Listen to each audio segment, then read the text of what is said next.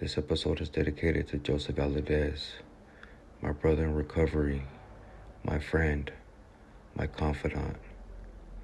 Joseph overcame the odds, and it's a true definition of redemption. He has an amazing comeback story.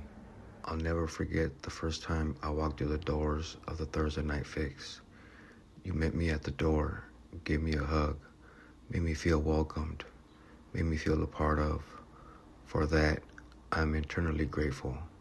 Thank you, brother. Here's just a few of hundreds, if not thousands, of people's lives he impacted along his journey. Hey, Joseph. Thank you for being my friend. Thank you for keeping it real and showing me what Narcotics Anonymous is all about. Um, I'm gonna miss you not letting me enjoy the meetings.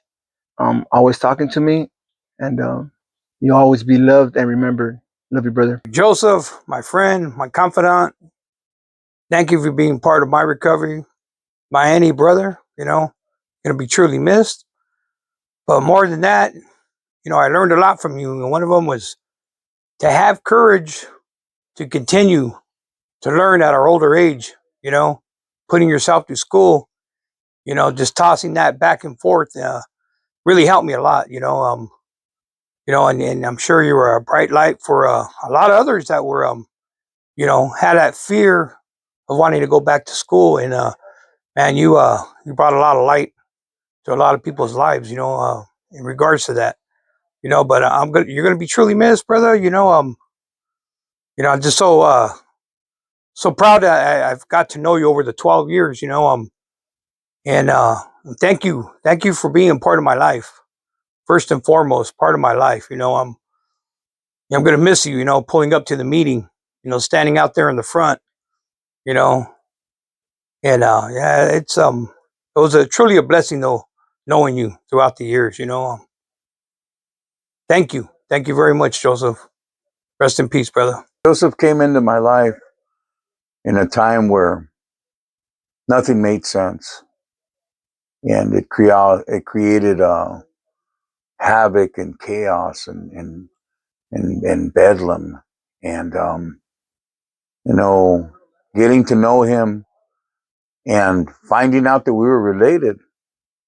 His dad and my mom are primos, and you know, it was always about learning something with Joseph. He is either learning from you or you were learning from him. And the best part of all this is that being able to walk this path with him and build some tenure with him showed me that I can set my differences aside and get to know the person as they are. And slowly but surely, one day at a time, every moment and breath in between, if your mind is open, then you're going to receive. And we all know it's like a parachute, man. If it's closed, nothing's going to happen, man. And if nothing changes, then nothing changes. He's always going to be in our hearts. He's always going to be in that meeting. Um, I know how to get in contact with him, man. And I'm forever grateful for having him in my life and finding out that we have familia, different familia, man. And that's what this is all about. In the end, setting our differences aside and just making peace. So, en paz descanses, Joseph, and I love you, brother, y siempre te quise y te voy a querer un chingo. Yeah, Joseph and I came into the program right around the same time. And one of the things that I noticed about him at first was, he was pretty calloused and hardened from just running amok and, doing what the disease does to people.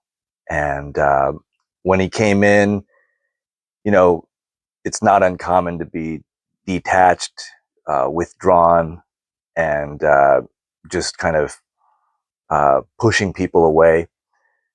But over the years, you could see this man transform from the inside out. I mean, really, he took his recovery to heart, and he really took the principles that we're learning in the program, and he not only learned them in his head, but he applied them in his life, and that made all the difference in the world with this man. You know, you could even see the visible change in his countenance. You could see that, you know, what used to be kind of a scowling kind of mug turn into kind of a gentle, you know, approachable person. You know, he was the guy that was sort of like the regular greeter in our meeting. I would walk in through the doors, and first thing he would tell me is he would say, you know, if nobody told you today that they love you, know that I do. And so that meant a lot to me because, you know, the meeting is like a home to me. And when you're welcomed like that, you know, you have that assurance that you belong there. So Joseph did a lot to impact me, and I know he impacted a lot of other brothers. And we're going to really miss Joseph. He was a man that was authentic. He was a genuine man of influence up until the very end, even. Um, you know, I remember going to visit him at the VA, and even at the nurses' station when I was checking in, they would say, you know, who is this man? There's so many people coming to visit him. And the reality is, when you have that type of authenticity, and even though he was physically unwell, he was spiritually very healthy and very well. And that type of spiritual vitality is attractive. And that's why a lot of people, to the very end, wanted to be around him. And we have a little commemorative space for him. You know, the front seat, you know, right at the door at our home group. And, you know, he's definitely with us in spirit, even though he's in the big meeting in the sky right now. All right. So I met Joseph Valadez like in 2014 while I was working as a driver at the Salvation Army in Anaheim. And one thing I noticed about him, he was angry at the world. The reason I say that is because as you hear my story about him, you'll see that there was a lot of change, you know, within the years after that. But anyways, like he was angry at the world. He hated everything and everyone, church, God, everything, and he blamed everything on everyone else. And he never assumed that he had any fault, you know. So one thing about him, after a while, after he graduated, he kept going back every Wednesday just to bring some of the guys to 12-step meetings, get him associated with, you know, the program and what he could do for them. But along the way, he also shared his story about what he was doing with himself, which is going back to school and trying to get an education. You know, I think for Joseph, Salvation Army was like his family. And for him, he loved going every Wednesday. Even if he didn't know the people, he was there to support them. He went out of his way for anyone. And like I said, one thing about Joseph that I found inspirational is that he eventually finished, got his degree from OCC, and then transferred to Long Beach, Cal State Long Beach, and got his bachelor's degree. And but every Wednesday he would always show up at the Salvation Army during services where the we don't call them clients, we call them beneficiaries, where they would graduate. Even if he didn't know them, he would show up just to support them. But he would constantly do that every Wednesday night. He did that for years, years. I think he was still doing it towards the end. But anyways, he was such an inspiration. And when he started chasing after his master's degree, I think, man, Joseph, you surpassed me. You know, you surpassed me by going after something I've always wanted. This is yours, my brother. This is yours. And I was there when he was talking about to the person that they told him that he was going to get uh, a full scholarship to get his master's degree, and he was so happy about that. And I remember it took him 2 years. He ended up graduating, but along the way, you could see that growth in him, you know, and you know, when he started coming on the circuit, and a lot of people started writing articles about him and what he was doing with his life. He was coming on the news, talk show hosts. Salvation Army was doing documentaries about him, posts. Even the school was writing stuff about him, and like he was all over the place. And my coworkers would always talk about him. Hey, that guy, and I would always laugh and say, because he always used to say, what, I know that guy. He goes, I actually know that guy. I know that guy. And yeah, he's done so amazing. And I always go, man, you got to understand how amazing he is, because he just calls me out of the blue just to tell me he would love me. You know, Never in a million years would I ever assume that he would do that for anybody. And he would constantly do that for years. He'd just call me, hey, Pete, hey, Rock, hey, if nobody told you they love you today, I love you. And I go, man, I love you too, my brother. And I would always answer a question like, what the hell happened to you? And he goes, I got tired. I got tired of fighting myself. I got tired of I finally accepted that my life was the way it was because I put myself there. And I go, man, that's amazing, bro. I can't wait for you to start passing the word around and doing it with your own clients, because as a therapist, you don't see that too much. You don't see a therapist with a substance problem, with that criminal background and shit, and you're gonna make an amazing impact on those people, because people like that want to hear from someone, like themselves and shit, that they can't do that too, and you will be an amazing example for that. you know, um, Unfortunately, what happened to him was, uh, you know, uh, you know, things happen. And one thing that made me realize about him, that he died with dignity, passing away, still keeping us in the loop. I remember that week, and for some strange reason, on Monday of that week when he passed away, I reached out to him and I told him, hey, I'm thinking about you, my brother, and I just want to tell you I love you. And he reached back and told me he loved me too, because I felt something was about to happen, and sure enough, it happened. And you will be truly missed, because he made such an impact on a lot of people, and I truly believe that eventually someone's going to write a book about him and do a lot of things about him, because he was truly an amazing individual that got his life together, even after everything he had done. You know, Joseph, you know what? I'm gonna miss you, my brother. I really am. I was still choked up when I went back on Thursday to, you know, uh, at the meeting, and I looked to the side and I seen the shirt and I seen it, and I heard my brothers, saying, "Hey, get on the fucking on the crate so you can see, because I'm short." And he would always say that, and it would always make me laugh. And when it go, and I kept telling the guys, "Keep telling me, keep telling me, keep telling me, so I can know he's here." And I would just look at the fucking thing. Keep telling me, man. I'm gonna miss you, my brother. I really am gonna miss you. You know, um, but he's in a better place. He's no longer in pain. And he's gonna be there with his mom like he always wanted to be. You know, you know. Like I said, I'm gonna miss you, my brother. I met Joseph about 12 years ago, and I don't think we kicked it off right away, and it took a minute for both of us to get along, and after a while, we got close. And I know he didn't get too close with a lot of people. That's my opinion, but he trusted me, and I trusted him, and he was a soldier. I know he was a soldier uh, for whatever he was down with, and with us, he was down to help people and just to ride with us to do positive stuff.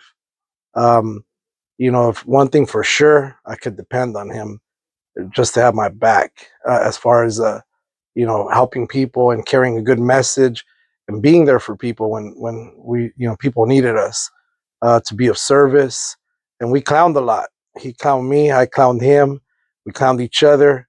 But at the end, as those who knew him, he always told you that he loved you, and we had that relationship. We got close, and you know, it was hard to see him go through what he went through. It's just hard to even think that he's not here today, but he impacted me. He showed a lot of people to go back to school.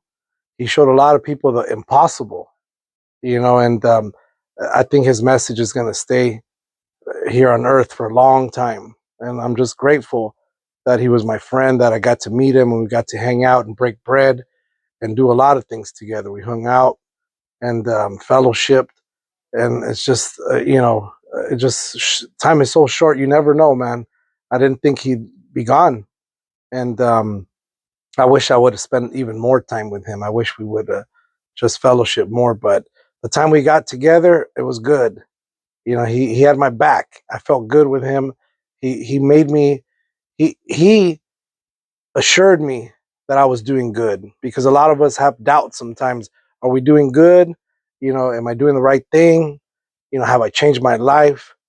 And when he would say the things he would tell me, it would just assure me that I was in the right path. That's what he did for me. He assured me that I was doing good. And he was good to me, and even in his death, he taught me. He was. I'm sure. I know there was times where it's rough when your time's up.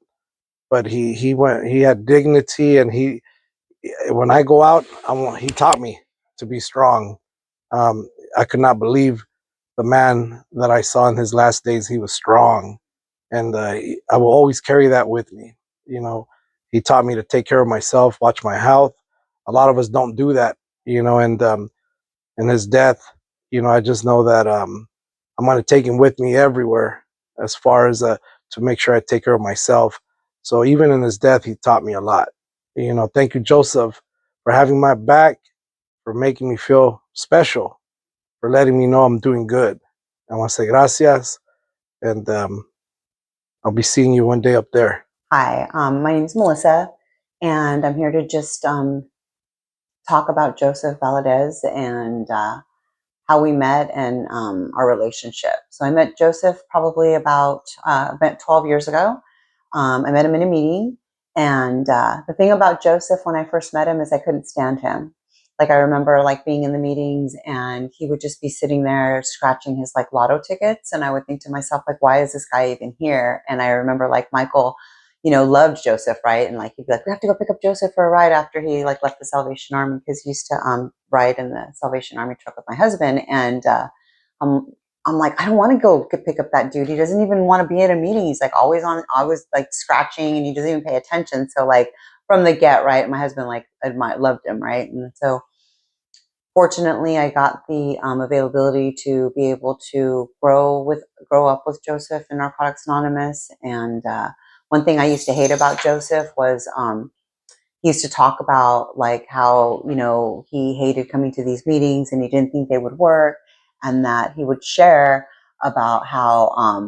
But one time, this person shared in a meeting and they cussed like a sailor, and he knew at that moment that he was in the right place. And I used to hate it when he shared like that, because I was like, it was about me. Apparently, I used to cuss like a sailor, and whatever it takes, right? And like it inspired me to like be a better person, because it like made me realize that like the rooms of Narcotics Anonymous was something that like we all thrived on each other, and it was a fellowship, right? And like I got to be able to be a really close friend with Joseph Valadez. He was my brother. He never left me without telling me that he loved me, and um, how much we mattered to him, as friends. And like I took that for granted, and in the end, we were there. He told us when he got sick, when he was sick, and we got to be there in the hospital with him, and we got to, hold his hand and hug him. And my husband gave him a really bad shave that he was pissed off for like a week when he was in the hospital, like was so mad at Michael for like giving him this horrible shave. Like it was so funny. But Joseph inspiring me till today. Like I thought about like his passing, and his passing was really honorable, and I got to see him leave. And he left very peacefully, and I got to see the veterans give him a flag, and they did taps to him, and they honored him with such grace and such glory, and like what he deserved. And like I'm so grateful that he got to have that, because he deserves that. Joseph went to school and became all these things, and like hated math, and we got to hear about his math tests every time we picked him up, and like he was going to fail and he wasn't going to succeed, and he ended up being one of the most successful people I know. Like he was on the Kelly Clarkson show, and he told us every day that he was going to be on the Kelly Clarkson show, so we wouldn't forget, watching him on there. We went to both of his graduations. Like he invited us to be in his graduation, and to be able to be a really big part of his life was huge for me. He was like a really, really, really great man, and very loving and very caring. So like the inspiration that I have for Joseph today is like to be loving, to be caring, to not take my friendships for granted, to love the people that are around me, that I don't even like, right? Like to just love everybody. He was a huge inspiration. And I'm so grateful that I got to see his process, and I got to see him go through not wanting to come to a meeting, to loving Narcotics Anonymous, to loving his life, to getting his master's, all the things, right? That like I can only inspire and imagine doing for myself, right? Like he was go, and he was on, right? And so, yeah, with Joseph, I really love you, Joseph. And it's really hard not to have you in our life. It's really hard not to know that you're there, but I know that you're there. Like, thank you for the signs, right? Like I get signs all the time, right? And so thank you, Joseph. I love you so much. And I'm so grateful for our friendship. And I'm so grateful that I was able to be a part of your life from the beginning, 12 years ago when you got clean, to the end when I got to see you pass over to be with your family and your mom, and to not be in any more pain. So thank you for all of that. I appreciate it, and I love you. What's going on, everyone? My name is Carlos Reynaga. First of all, I want to thank Gabriel for the opportunity to let me be here today and sharing my experience with our brother Joseph. I was fortunate enough to meet Joseph, I think it was maybe 10 years ago. I'm not sure exactly to the date. I remember my life was a lot different at that time. I was doing the sober living thing, and as part of that, we were able to hit some meetings up around. It was in the evening mostly after our day's work. And yeah, for the most part, I seen Joseph share at the meeting, and he stood out right away as someone to be like original. To me, he got the impression that he was being honest with what he was saying, and that he was just, genuine. He seemed to be doing what he needed to do to make a better life for himself. So that attracted me to him. I remember planning to introduce myself to him after the meeting just to make sure I got a chance to meet him, but he beat me to it. He's one of those individuals where he would approach you, or at least that was my experience with him. So he came up and he introduced himself to me, and he motivated me to stay clean and to keep showing up to the meetings and to keep meeting people and making better choices.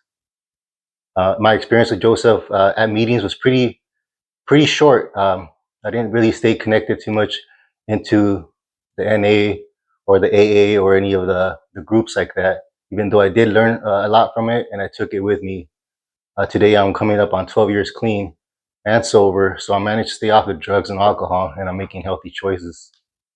Fast forward, I didn't really see much or speak to Joseph too much until we met up actually in Vegas for Ernie's wedding. Around that time, I remember Joseph was a big thing. A lot of people were talking about him because of things he was doing and some of his accomplishments, his achievements at school. I think he was at Long Beach State at that time, and he had just finished getting an honor for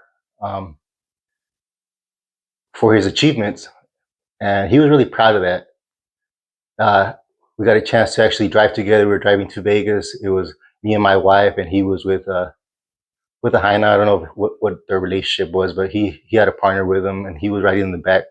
And he was just talking so much. He seemed to be really proud of where he was at in life. And I remember just feeling his joy, and I was really happy for him. We had a pretty good weekend. We were, joining our friend Ernie there for his wedding, and we had a dinner, and we were up and about here and there, and we got plenty of time to talk. I remember looking at him, and I was just the only things that could keep coming to my mind was like, this guy is like someone like original.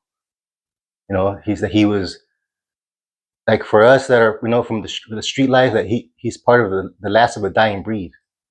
Like we don't see homies of his character around too much anymore, especially doing something positive with themselves. And I just remember feeling grateful for the opportunity to being able to experience his accomplishments and him sharing that with me. It was special, without a doubt. It was special because I know there's a lot of homies behind bars or doing something different with themselves that are wasting their potential. And here you have this man who has made this turnaround, and he's sharing that with me. And it was special. It was special without a doubt because I felt his sincere joy. I felt, his gratitude from all his accomplishments, and I could see that he wanted that for others. That's what made him special. That's what made Joseph special. And when I was able to come around to him, that I could see the way he approached you, when he talked to you, when he shared to you, that he was inviting you to experience what he was experiencing with him, that he was willing to go out of his way to meet you wherever you were at, to help you out in that way. Because he made that invitation with me, always encouraging me to keep up the good work, and always, motivating me to, keep pushing myself for more and more. And I'm grateful for the opportunity to be able to experience that with Joseph. I'm fast forwarding now to the last time I seen him. Again, like I said, our relationship was not too frequent. I bumped into him at meetings here and there, or at functions here and there, but it was never too personal with him. But I was able to take the things from him, when I did meet him, to be able to experience that he's a special person. Fast forward to this, when he was in the hospital this last time, I overheard that he wasn't doing so well. So I decided I'm gonna go check in and see if I could do anything for him, if I could help him out in any way. And I remember when I got there, he wasn't in good shape. He knew it, and he started telling us about, his situation, and he seemed to be aware that his days were numbered. At least that's what he told us. He told me directly that, the doctors had gave him their opinion, and it was either, it could be days or it could be a year. But nevertheless, to me, he seemed to be at peace. Um, he accepted the invitation, and that allowed me to pray with him, and we were able to, bow our heads and thank God for everything he had done, and pray over his situation and put it in God's hands.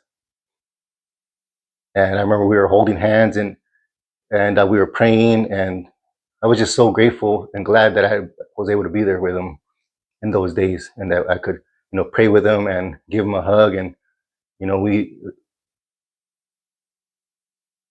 it was difficult, it was difficult, but it was worth it. As far as like the whole being open on praying, and just feeling those emotions where, you're looking at this man and you feel like you might not have an opportunity to see him again. So we prayed, and then, we said our farewells, and we were in hopes that he would get better, because he mentioned that he wanted to drive up PCH, and he wanted to do a few more things still with his life. And never got the chance to do that again. Not too long after that, got the call, got the message, and saying that he had passed. And I remember feeling sadness, the sadness that he was gone. And it's that reality check for all of us that, tomorrow is never promised. We got to do what we can for ourselves every day. We got to push for it, and we got to live it to the fullest. And I just want to thank Gabriel for the opportunity to be here today and being able to share my experience with Joseph. And yeah, without a doubt, he was a great man. And I know a lot of us are going to miss him. I know a lot of people were helped because of him. I'm one of them. He affected my life in a good way, a profound way. And to loved ones, family, and friends, yeah, sorry for your loss. And, love you, Joseph. Hi, Joseph. I just wanted to say thank you for being you. Thank you for your big, beautiful, amazing, loving spirit. Um, so many people, Joseph. You impacted, you motivated, you inspired, you picked up when they were down.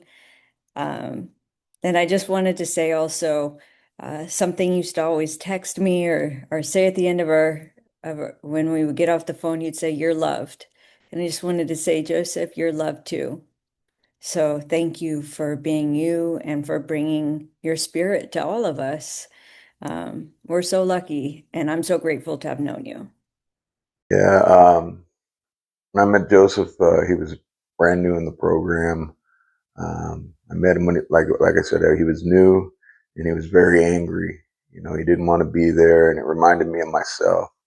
You know, me and him hit it off right away because we had similar backgrounds. You know, we both did a grip of time upstate. You know, and we both messed with the same kind of drugs out there and stuff like that. So we were getting clean, and we'd always cut it up, man, and have a good time cutting it up and talking shit. You know, so Joseph was unique to say. You know, I've never met anybody like him. You know, I would call him up sometimes, and he'd tell me, "Hey, let me call you back later, puto, because I'm watching Jeopardy." You know, and I don't know if I'm supposed to say that, but um, he's always like watching Jeopardy, but he'd always give me a call back, and he'd say, "If nobody told you today that they love you, just know this: I do." You know, and I travel out of state a lot for work, and Joseph was one of the guys that would always call me and ask me if I'm going to meeting or if I'm cool and all that stuff. You know, and it was really refreshing, to know that I had friends like that, a friend like Joseph in my life. It's cool to. When I hear the word redemption, Joseph always pops into my mind. You know, that guy. Like I said, he did a lot of time. He did a lot of drugs. He did a lot of, created a lot of chaos in his life, and he was able to redeem himself like immensely. Like my wife was saying, he went to school and he furthered his education. He got his bachelor's and then he got his master's degree. A matter of fact, sometimes we'd clown around and we'd call him Master. It was funny. And he ate that up. Like when he went on the Kelly Clarkson show. He called me one time and he goes, "Hey, man, I'm going on Kelly Clarkson. I didn't even know who Kelly Clarkson was.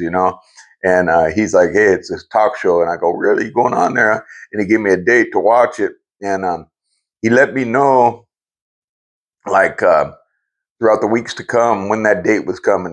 Hey, I'm going on next week. Make sure you watch that. And I was like, damn. So, you know, excuse me. So it was refreshing that I got to know a celebrity like him, because he was a celebrity to me.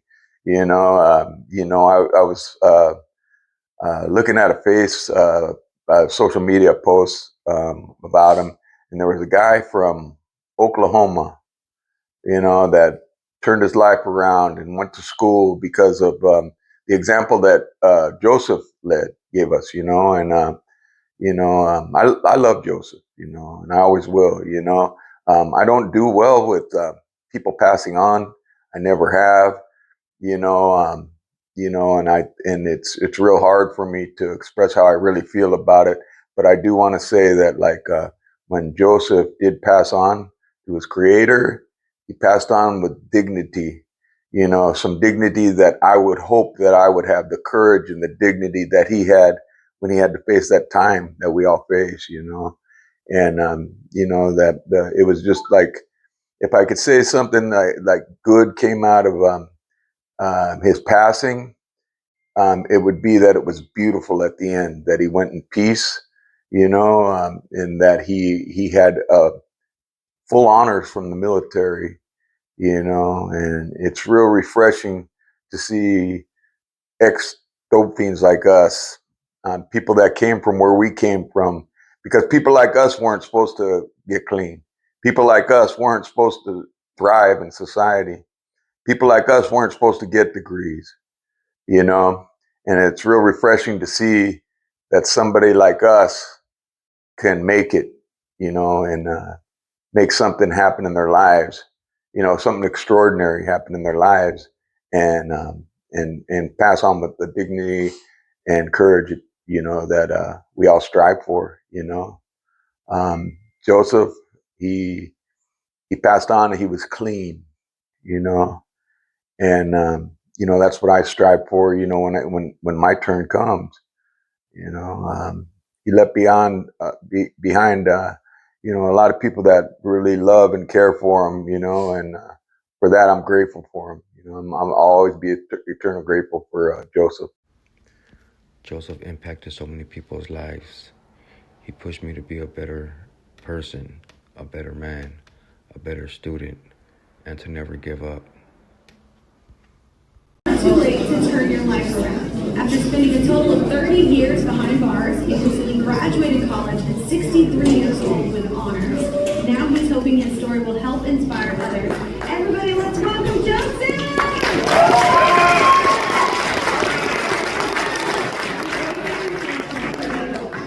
It's inspiring, like what you're doing, just telling your story. Said earlier, he talked a lot, you know, and he would always make sure to get like his point across to me, you know, and stuff like that. And one time I told him, you know what, you might be too smart for this program, you know what I mean?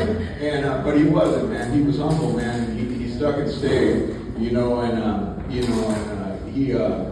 nourished a lot of good relationships inside of like the program that we belong to, and you know, and he was just like that guy. Like when he first came, he would sit in the back and, you know, scratcher tickets and not pay attention and irritate people because he was doing that. And then, you know, throughout the years, he slowly worked his way up to the front where he sat by the door, and nobody came through that door without getting a hug from Joseph in our home group. Nobody came through there without feeling welcomed by Joseph in our home group.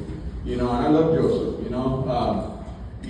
Funny thing, they were talking about the Jeopardy thing. We shared about it, me and it also shared about Tony at the hospital about the Jeopardy. And I would call out of all the people that I know, Joseph was really consistent calling me. I traveled around the United States for work a lot, and I'd be in wherever, you know, Nebraska or Chicago or something, and he would call me and tell me, you know, if nobody's told you today that they love you, you know that I do, you know, and that was consistent with him, you know, at least once a week, you know, and I don't know if he had a Rolodex and he was going through it, you know, or just make me feel special or something, but I felt special, you know, and, you know, the thing with Joseph is I call him back sometimes, and he'd tell me, hey, and then he would use some of those words that you use if you're Mexican and it's a term of endearment towards somebody.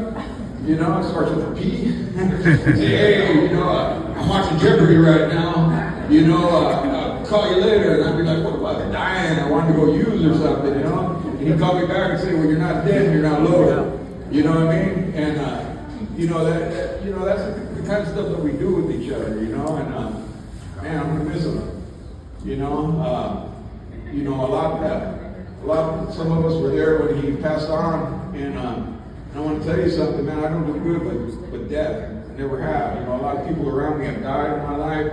You know, like a lot of us, and I don't do good with it at all. You know, and I'm going to tell you something. When he did go, it was one of the most beautiful things in death that I've ever witnessed. The way that the VA treated him. You know, they gave him the full arm, you know, like the soldier valor thing.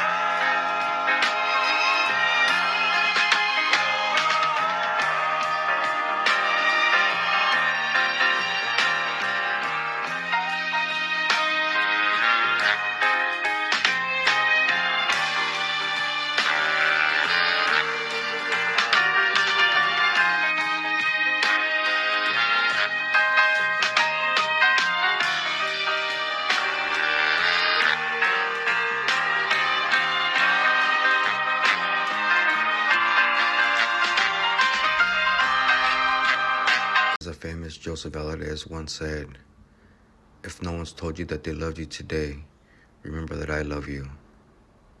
Rest in peace, brother.